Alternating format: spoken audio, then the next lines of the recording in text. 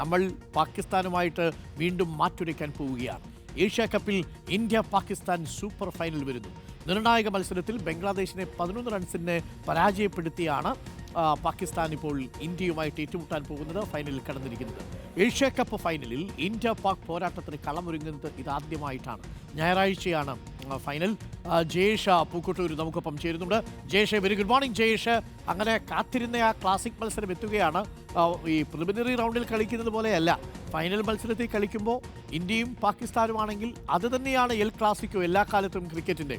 അതിനൊട്ടേറെ കാരണങ്ങളുണ്ട് താനും. 4 പതിറ്റാണ്ടിൻ്റെ Asia cup ചരിത്രത്തിൽ അങ്ങനൊരു മുഹൂർത്തം സമാഗതമാവുകയാണ്. ഞായറാഴ്ച തീ പാറുവോ ജയേഷ് പൂക്കോട്ടൂർ? നമ്മളെല്ലാവരും തീ പാറുമെന്ന് പറയും.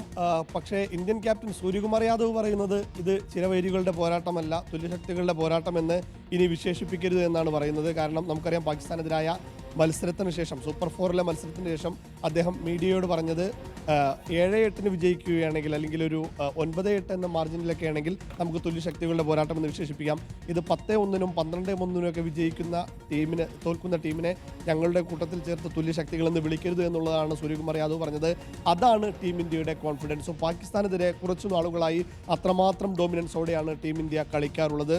ഇപ്പോൾ ഏഷ്യ കപ്പിലേക്ക് വരുമ്പോൾ സെപ്റ്റംബർ 14 നടന്ന ഗ്രൂപ്പ് ഘട്ടത്തിലെ മത്സരത്തിലും സൂപ്പർ 4ലും ഇന്ത്യ ആധികാരിക വിജയം തന്നെയാണ് നേടിയത്. ഫൈനലിലും അതുപോലെയൊരു പ്രകടനം തന്നെയാണ് ഇന്ത്യ പ്രതീക്ഷിക്കുന്നതും ആരാധകർ പ്രതീക്ഷിക്കുന്നതും. പക്ഷേ അപ്പോഴും വലിയ വിവാദങ്ങൾ, നേരത്തെ ഡോക്ടർ അരുൺ സൂചിപ്പിച്ച പോലെ തന്നെ വലിയ വിവാദങ്ങൾ ഇതിനുണ്ട്. അതിൽ എടുത്തു പറയാനുള്ളത്, ആദ്യ മത്സരത്തിൽ തന്നെ ഹസ്തദാന വിവാദവുമായി ബന്ധപ്പെട്ട വിവാദങ്ങളുണ്ടായിരുന്നു. അതിനുശേഷം കഴിഞ്ഞ മത്സരത്തിൽ പാക് താരങ്ങളുടെ അടക്കം പ്രകോപനപരമായ ആംഗ്യങ്ങൾ കാണിച്ച് അതിന് BCCI ICCക്ക് ഔദ്യോഗികമായി പരാതി നൽകിയിരുന്നു.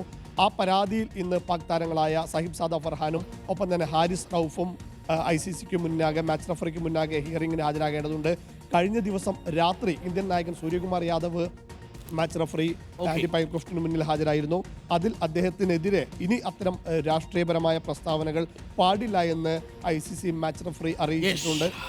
എന്തായാലും തീപാറുന്ന പോരാട്ടം എന്ന് നമുക്ക് തന്നെ പ്രതീക്ഷിക്കാം. തീയൊന്നുമില്ല, നമ്മൾ അടിച്ചിടും എന്നാണ് സൂര്യകുമാർ യാദവ് പറയുന്നത്. എന്തായാലും കാത്തിരിക്കാം. ഞായറാഴ്ച എൽ ക്ലാസിക് പോരാട്ടമാണ് ഇന്ത്യ പാകിസ്ഥാൻ.